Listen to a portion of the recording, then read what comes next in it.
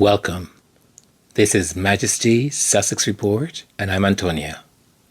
Wherever you are, I hope you're having a fantastic day, or afternoon, or evening. Perhaps you're getting ready to go to bed, or maybe just starting your day. I hope your day is filled with laughter, moments of joy, and the minimal amount of stress possible. Thank you for being here. Please consider subscribing, turning on your notification, liking, and leaving a comment. Comments that are deemed not appropriate for this channel will be deleted. Thank you. In today's episode, we begin with the tragic news of Thomas Kingston's untimely death. Kingston, known for his discreet and pivotal role within the royal circle, leaves behind a legacy intertwined with both British high society and the royal family itself. A coroner has testified that financier Thomas Kingston, whose death at the age of 45 was announced by the palace this week, died of a gunshot wound to the head, and the incident is not being treated as suspicious, according to the Telegraph. Gloucester Senior Coroner Kathy Skerrett said Kingston was found Sunday with a catastrophic head wound at an outbuilding near his parents' home in the Cat's Row, adding that a gun was present at the scene. Kingston married Lady Gabriella Windsor, a second cousin of King Charles III, and the daughter of Prince and Princess Michael of Kent, in a 2019 St. George's Chapel ceremony. A statement released on behalf of Lady Gabriella, Thompson's parents Jill and Martin Kingston, and his sisters Joanna Connolly and Emma Murray, says the following: Tom was an exceptional man who lit up the lives of all who knew him. Now, I'm not going to speculate or anything like that because, you folks have already heard a lot of the theories, and I think some of my fellow colleagues on Sussex Friendly podcast have already done an exceptional job sort of laying some of this stuff out and asking the questions that they need to ask. What I find interesting is how one is able to summarize the life of someone just in a sentence. Tom was an exceptional man who lit up the lives of all who knew him. I'm not sure why I find that fascinating, but I do, because I keep thinking, even though that statement is extraordinary and wonderful and great, but is that it? Did he not do more stuff? Was he not, interesting, fascinating, not deserving of maybe a paragraph or maybe another line? But I'll tell you, the conspiracies are so interesting and fascinating, and linking all of this also to, the future king. Whew, I'm telling you. The interesting web we weave. And when I say we, I don't mean like us. I mean like them. And just as a reminder, even though I know you folks already know this, Princess Michael of Kent is that lovely lady that wore the blackamoor brooch when meeting Meghan for the first time.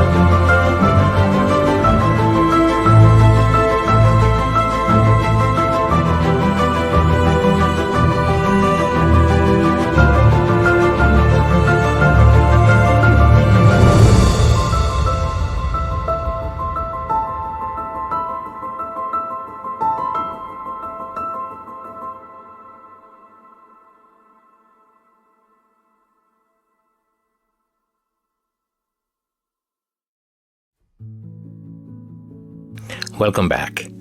If you're wondering that you've seen sort of the same person in that little intro, that is Lieutenant Commander Rob Dixon. He is Prince William's equerry, Lieutenant Commander Rob Dixon. I just thought as I was doing some research and just looking at certain things, I just kept seeing his face all the time. And I was just wondering, I'm like, who is this guy? And there he is. So I thought, why not feature him in our little montage and my little innuendos? But everything is just in all fun and in good spirit. I also wanted to say to each and every one of you, thank you. I really appreciated the feedback and comments that we have. That's the intention of us communicating. I don't go live, and I will at some time, someday, when I feel that I am comfortable enough to do so. I think there's a certain skill that is required to do that, and I don't think I've developed that skill well enough. Having said that, I think sometimes one just has to jump into things and you just sort of learn. You make your mistakes, and that's the way you kind of get it done, right? But I will. Eventually, I will. I'll do like a premiere kind of thing, and even if I go video live or something, I will do it. I wanted to give big shout out and thanks to all of you that give your feedback, to Dolores, to Susie Q, to Scotty, to April May, Lydia Washington, Ladyfoot, also Elan, J Matt, Joan Garcia, Matthew, CK or CK. I'm so sorry. I'm still messing it up, aren't I? Sorry about that. Marsha, Elizabeth, JM, let me see, Lorna Williams, Mama Jane, Joyce Anderson, Annie, Sharon, Connie Bomber, 2007, Brady,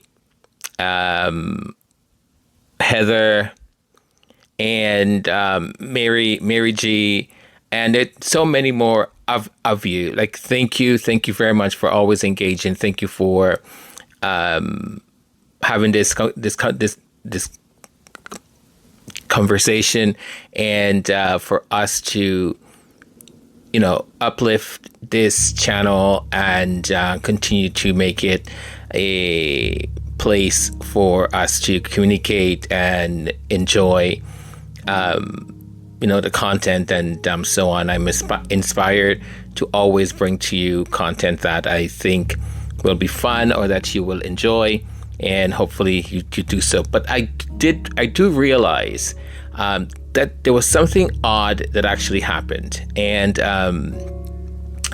I wanted to, I don't know if this has happened to anyone else, so I'm just gonna say what actually kind of happened. Oh, by the way, Dorothy, hello, thank you. Also, Mike Canos, thank you. Sorry, I'm just going through this right now. I log back in, and I'm seeing some of the names just to say hello. At TEEF T4, I think. Anyways, thank you all. So even when I put the comment on restrictive mode, what it does, it captures certain comments that may have certain words. If the sentence is constructed a certain way, it will capture that and it will hold it for me, and I will approve for it to be on the comment section or I just usually block and delete. So I had a whole bunch of them, especially for the video where Meghan and Harry were in Vancouver and Whistler. So there was a whole bunch there, and they were on my held folder in YouTube, so not to be published. And today, because I'm going through this one by one, like eliminating these things and blocking people or blocking accounts, and trying to get all of the videos sort of cleared in regards to those comments, and also the shorts videos that are there. And so I'm going through them, and then I got to what was published, and I saw all these comments that were actually published that were sort of, the Rangers hateful kind of comments and comments that are not part of our ecosystem. And I was like, I did not prompt the system to publish these comments. So I don't know how they became published. And I think a lot of you saw a lot of those comments. Once again, I do apologize for that. Anyways, now it's on everything has to be approved. And I'm not going to say it, because if any of the Rangers listening to me, they will know what the little trick is, but maybe they know already. But I will be a lot more vigilant. The thing also I wanted to bring to our attention, I unfortunately I'm not able to be vigilant all the time. When I'm at work, and these past couple of weeks, I would say months, have been really intense at my work, and there's some other stuff going on there that one day I'll explain or share with you folks. But it's been a tough ride, and I've been working very, very late hours.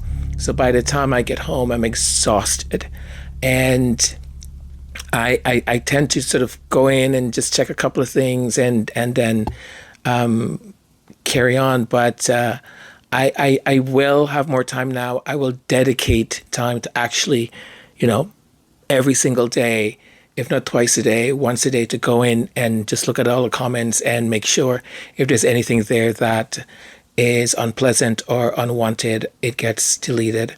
I really appreciate your patience in all of this. I wanted to make one last comment before I carry on with what I have planned.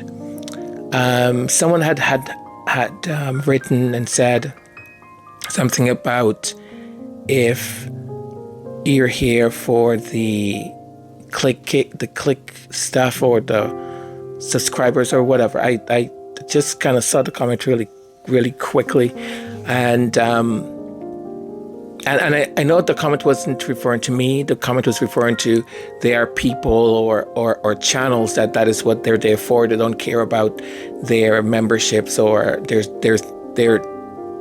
okay, calm down, their subscribers. I'll assure you that I do care. To me and for me, and I've said this before and I'll say it again, if this channel stays at the number of subscribers that it's at presently, I'm happy. This to me is not about becoming a big YouTuber or something like that. Look, it would be great. It would be great if the work that I put into all of this, more people get to see it, and more people get to see what the Sussexes are truly about, right? And how in our community we are supportive and we do charity stuff and all of that, right? That would be wonderful. Everyone enjoys success. Everyone enjoys, knowing that there's going to be growth in their creative channel or on their account or on this way of supporting this community, of course I would love it. But it's not my primary goal at all, at all. And I've said this at the beginning, I'll say it again, and I'll probably say it again and again. If this channel stays with the number it has right now, and we continue to enjoy the space, enjoy each other, communicate, I'm able to bring my point of view and my creative way of presenting content, and you're still enjoying it, I am more than happy, right? So I'm not for any of those things. I say them and we say them, subscribe, give thumbs up and so on, because there's the algorithm. And the algorithm, if it sees that there's no participation, if it sees that there's no people are not watching the videos, people are not commenting, people are not liking it, what it does, it just buries your channel, right? So it just buries it. And I don't want that to happen. I would love for other people to discover us. I'm always excited when I see a comment of someone saying, "Oh, I just discovered your channel and I love it," right? I'm like, "Yay, you discovered our channel." And it gives me such joy, right? Because let me tell you, and I know how affected I get. I know I wear my emotions, as they say, like on your sleeves or something like that. So I try very hard not to look at anything or go at any of those channels that are hater channels. But ever so often, right, whether it's on Twitter or I'll be looking at things on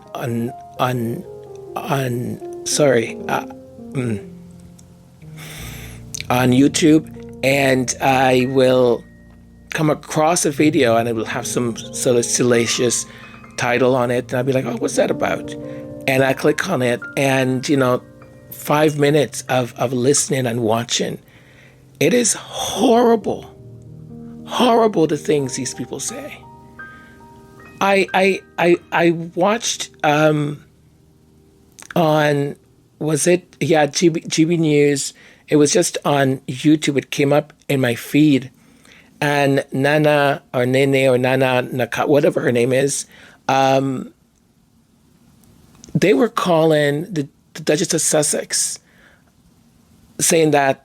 Anyways, I'm not going to repeat what they said, but this grown man, this senior citizen man, this look like he's an established person, right, was on this conversation with her, spewing this hate and this whole narrative again about, oh, the United Kingdom opened their arms to her. Oh, she's so sensitive. So maybe a couple of things was misunderstood, and oh, she couldn't take it. She has, and all this stuff, and she has a sickness, and she says, and I'm just spewing this stuff, just spewing it. And I sort of, when something happens and you just become immobile. You just sort of, that is sort of what happened until the clip or the video ended. I just kind of stared, because I'm looking at this grown ASS man, and they all are, right, with this sort of language and voice of authority. So there are people who listen to this, there are people going to repeat this, and he is saying some of the most vile stuff about a woman he doesn't even know. And the consequences of what he's saying, he either knows it and he doesn't care because it's intentional, or he's idiotically so stupid that he's caught up in his own hate his own insecurities, his own lack of being a man. You know, men don't just go for the jugular like that on a woman. Yes, like when things are proven and you may make fun of the couple, even make fun, like look, we talk about when Missing Kate now, look, I'm not calling her Missing Kate, that just came out of my mouth. When she would imitate Megan's outfits, right? We're not inventing it. It's there for you to see. These people invent things, and it's just. And then I listen. I know, folks. I know. Okay, you folks already told me not to do that. I have a little bit of stubbornness in me, but I'm not a stubborn person. But my curiosity, you know, as they say, curiosity killed us something. I'm not sure. I told you folks at the beginning, I have all these like random phrases in my head or sayings, but I never get them right. I always get them wrong. English is a second language, my friends. So I looked at I just looked at the first 10 comments. And I felt like puking, honest to goodness. Like, if the British royal family, the British government, security, intelligence, if the politicians, all of them, truly continue with this narrative that the Sussexes, Prince Harry, the Duchess of Sussex, Meghan, Prince Archie, and Princess Lilibeth, Doria, are not in need of security. They are living in Wonderland. I mean, I know they have their own security. They're paying for it. But this nonsense about they can't even pay for their own protective security when they come to the UK so that they're well protected. I just read the top 10 comments. And I was ready to, like, I don't know, put like build a wall around my my place for my own safety. I was about to call the alarm companies and buy alarm. When the head of the Metropolitan Police or maybe it wasn't the Metropolitan Police, was the other one, when he said, yes, if you see the threats that are coming in all the time, you would know. And still, they will not do the right thing.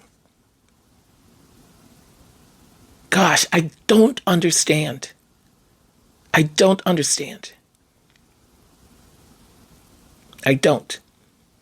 And I don't understand how anyone with two pairs of eyes, you know what? No, I'm not going to go down that road because it's not good. It's just, I was watching a quick clip from, it was on MSNBC, and the host of the show was talking to two authors, and they've written a book, something about, I don't know, this, not the suburbs, but yeah, I guess it's a suburb or something like that. And they basically illustrated why that former president won. And they said he got even more votes the second time around. And he did nothing for them. Nothing. Their lives have not improved. They didn't get better jobs. Their communities are still failing. They got nothing for it. But what he did for them was justify their anger and their rage against any and everyone that did not look like them. That fascinated me. You are so embedded in your hate that you are okay with not getting Medicare, or that your community gets better, that you get better jobs, that you drink clean water, that companies stop polluting the air. You will give all of that up so that you could hate others that don't look like you, that may not pray the way you pray, may not even dress the way you dress, may not love the way you love. In the book, they also said that these people are the ones that are willing to engage in violence to get what they want. They're also willing to give up all powers and give it to the one commander, the one president, the one person. So they basically want a dictatorship. All in the name of hate, because to them, they will still end up on top because they are of a certain ethnicity or of a certain background. So their farms are failing. They don't have adequate health care. But they don't care about that. Hating is their fuel and food. It's shocking to me. I don't know why it still is, but I still want to remain shocked every time. I don't want to just should have shrug it off or raise my hand and go, okay, well, that's that. All right, whatever. Because what that former president did so well was demonize people, reinforce stereotypes, right? And not only that, allowed violence to happen at his rallies against people.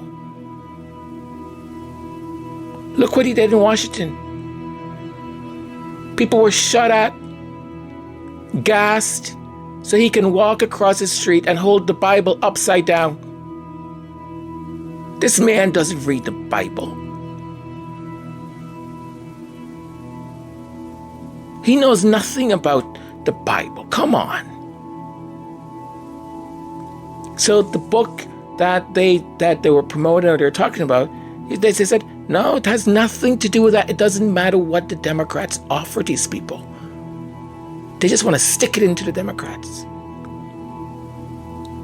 And it's urban against rural. So they hate everyone in urban cities. Because there's this narrative that's been created. And the other thing that just boils my blood, is how religion has been weaponized. And I wonder, listen, I am a person of faith. I know there is a God. I pray every day because I know there's a God. There's things that happen that I think are unfair, and I just say, hey, God, it's in your hands. I know there's a God. But I also know that there are men who are imperfect, who hold the Bible and stand in front of a pulpit and they preach hate. They separate families. They tell you to hate your daughter or hate your son, hate your uncle because, they don't conform. God is not about hate.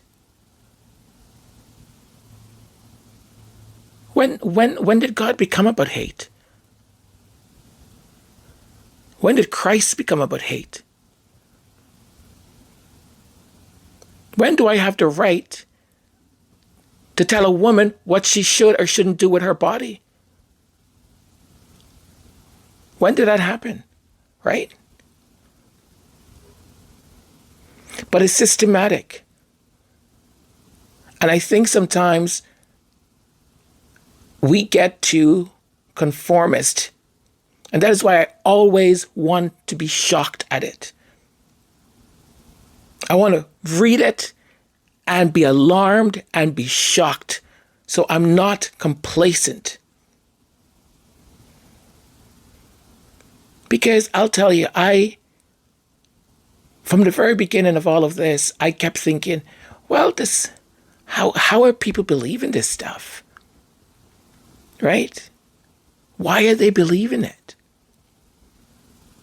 Because I never paid much attention to any of all of this stuff with the royals and this and that.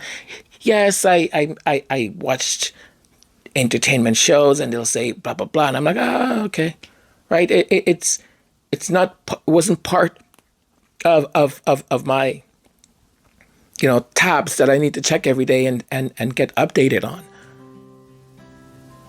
But when Meghan joined that family,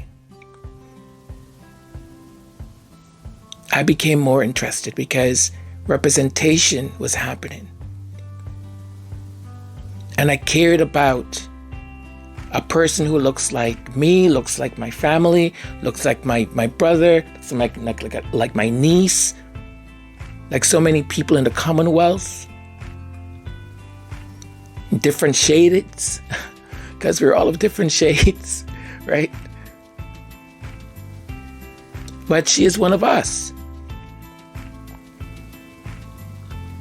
And when I started to see the way they were treating her, the things that were being said, and that family didn't have the decency to protect her. And all of a sudden, I kept thinking, oh my gosh, this seems like Diana 2.0. It seems like the same playbook. Huh. Boy.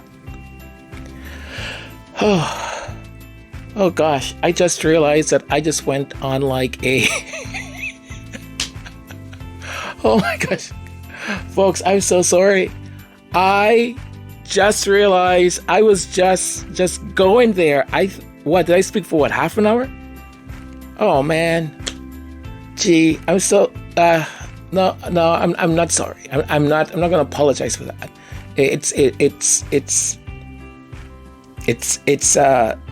my thoughts. I'm sharing them with you, and I hope you accept them and understand where it's coming from and why I ended up starting with one thing, went to another, and now here. Because when I get passionate about something, I just keep going, and there's all this information in my head, and somehow I'm trying to get it all out at the same time. Oh gosh, I even hope you understood what I was saying, because I tend to speak very fast and I start to eat my words and not pronounce things correctly. So, should I keep it? I know I'm talking to myself here, but I don't know. I'll think about it. I'll either keep it and post, or I will just keep it, not post, and just do the podcast that I was going to do. By the way, I designed a new coat of arms for us, for the channel, and I will explain all of it. Okay, I'm going to take a break. I'm going to go get a drink of water. I'm going to center myself and make a decision.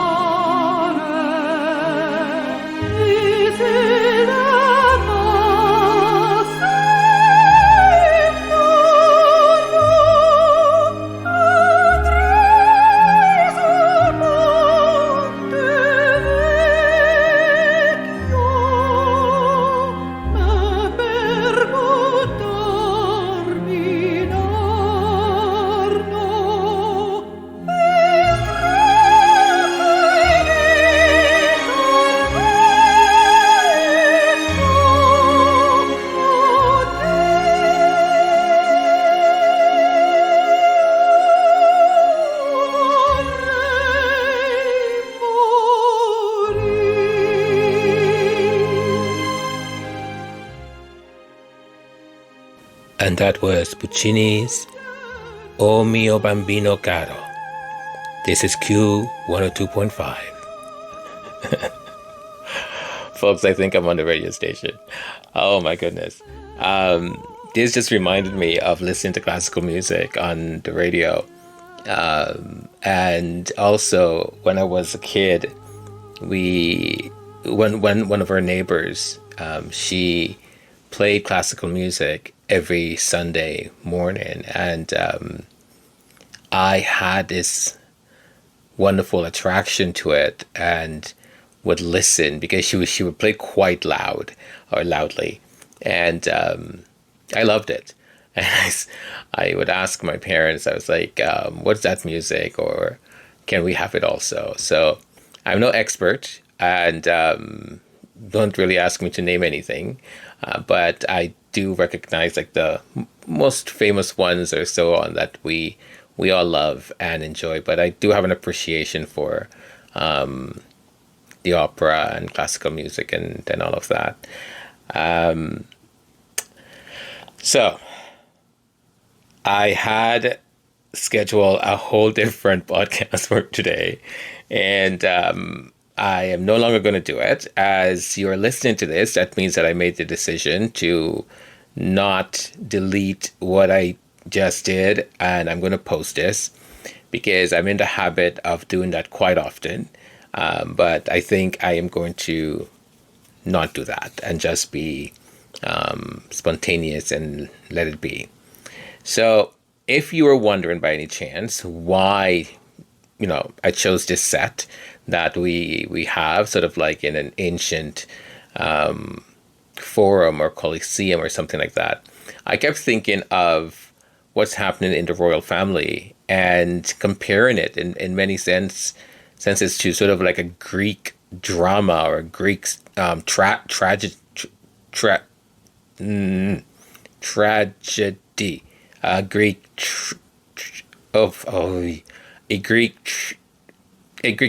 you folks know what I mean to say, a Greek tragedy. I tell you, sometimes like the word will not cause me, I will not have issues pronouncing it one day, and then the following day or in the same 15 minutes it comes up again and I have issues. Thank you for your patience hanging on there. So I thought this is what it's about. It's a Greek, drama. So that is the reason why I sort of did, thought this is the set we should be on. And folks, our coat of arms, I really hope you like it. I really, really hope you like it because I kind of love it. I did about 10 of them and I kept like changing it, and then I did it again and changing it, and then I finally came up with this one here, and I will explain everything to you. So let's see here quickly. Let me get to this screen. So this screen here shows us at the very top we have Forget-Me-Not flowers, and you folks know why we do. And then that follows the globe connecting continents, which basically symbolizes that we are global, that squatties and this movement, right? Independent movement is global. There are people across the world around the world that believe in Prince Harry and Meghan, believe in the way they approach their foundation and philanthropy and charity and all of that. So we are global. So that's why, and it's a globe, but it has those connecting parts to it. And also in the shield itself, there is actually a globe there. Hummingbird. So there's a hummingbird, and hummingbird signifies agility, joy, and the ability to navigate challenges with grace and resilience. It also symbolizes love. That's why also like the hummingbird is my sort of favorite bird. I don't know if it's a favorite bird, but I I I I love what the hummingbird stands for, and it's part of my core belief also. So that's why you see a hummingbird also in Majesty Sussex report. So there's the hummingbird there. Then we have the royal crown. The crown signifies sovereignty, authority, and the noble essence, right, of our coat of arms. And then we have the majestic lions. So the lions, of course, they're on both sides of the shield. Lions stand for strength, courage, and protection, indicating a robust support system or a protective stance towards our values that we hold dearly, right? So the lines almost for me it was a representation of our strength of us, right? And of the Duchess and Duke of Sussex, right? They've had to had enormous amount of strength to be where they are presently and to continue to grow. On the other side, we have the dove, and the dove universally is a symbol of peace and hope, the spirit of reconciliation or harmony. We come in peace, right? We always do. I find that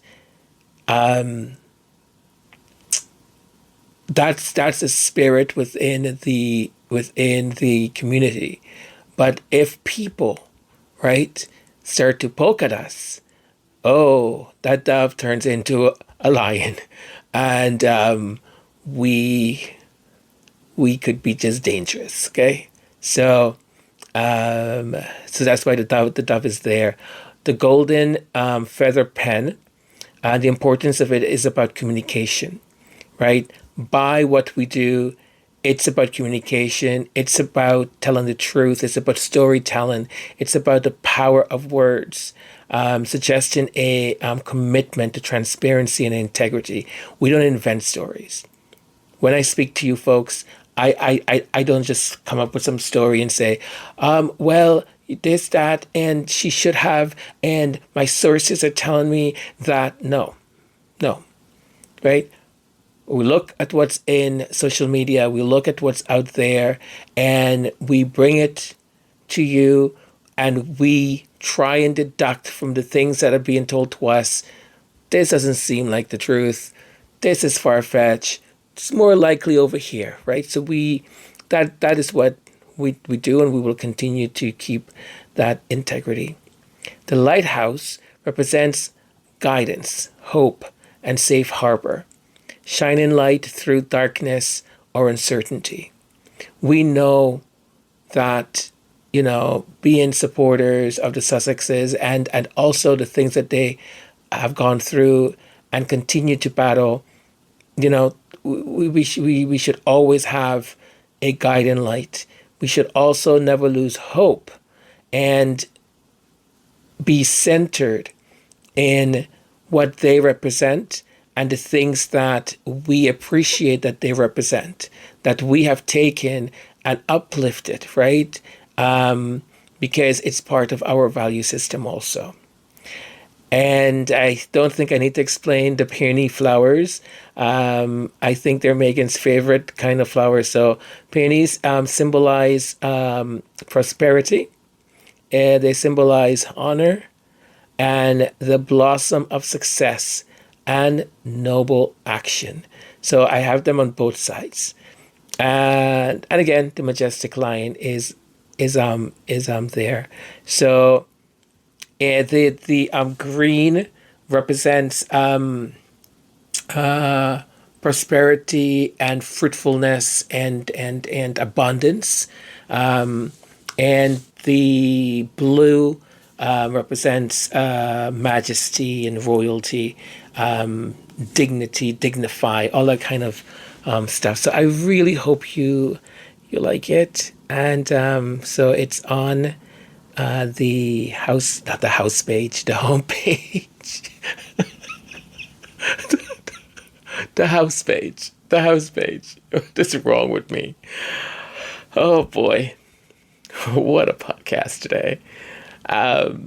That's it. That's it. So I wanted to have a sort of cool coat coat of arms, and I had another one that sort of had a whole bunch of sort of diversity and people around it and stuff, but it didn't turn out all that great. This one I think turned out pretty clean, and you can see each one of the different parts of the coat of arms.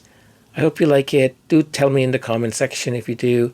If you don't, also tell me what you don't like about it.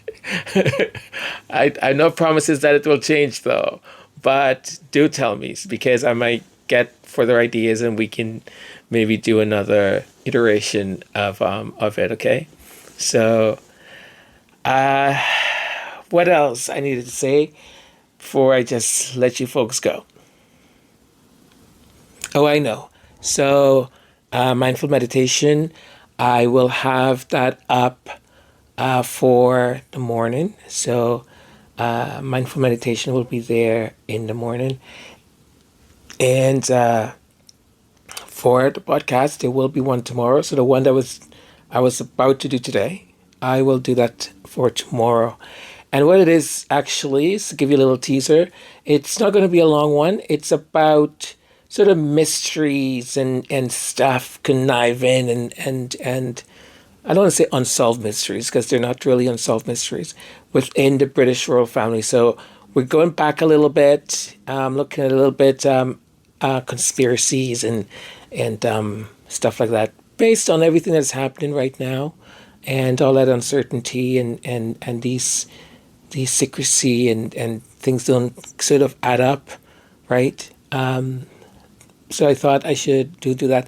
Now, keep in mind, I don't want to oversell it. I'm being honest here. I'm not going very, very deep. I just sort of did some quick research. I have, I think, seven or eight examples of within the royal family, things that have happened. Da, da, da, da. So, hope you tune in again. And hey, thank you so much.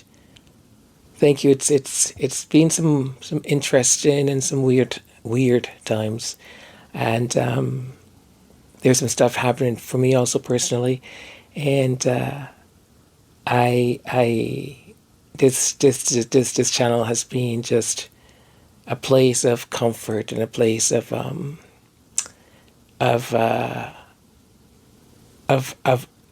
where I feel completely myself, and I can do some stuff creatively, bring it to you, and some of it you'll love, some of it you will not, and that's okay. That's what it's about. But I never feel judged or feel like you're going to turn your back on me or something. So I thank you for that. This has been an absolute incredible journey thus far, and I'm so happy, so happy that I decided to take that jump, that leap of faith, and say, okay, I'm going to create a channel, and I'm going to do this, and I'm going to do that, and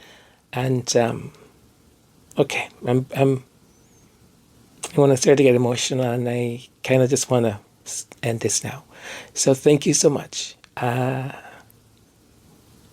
Until we speak again.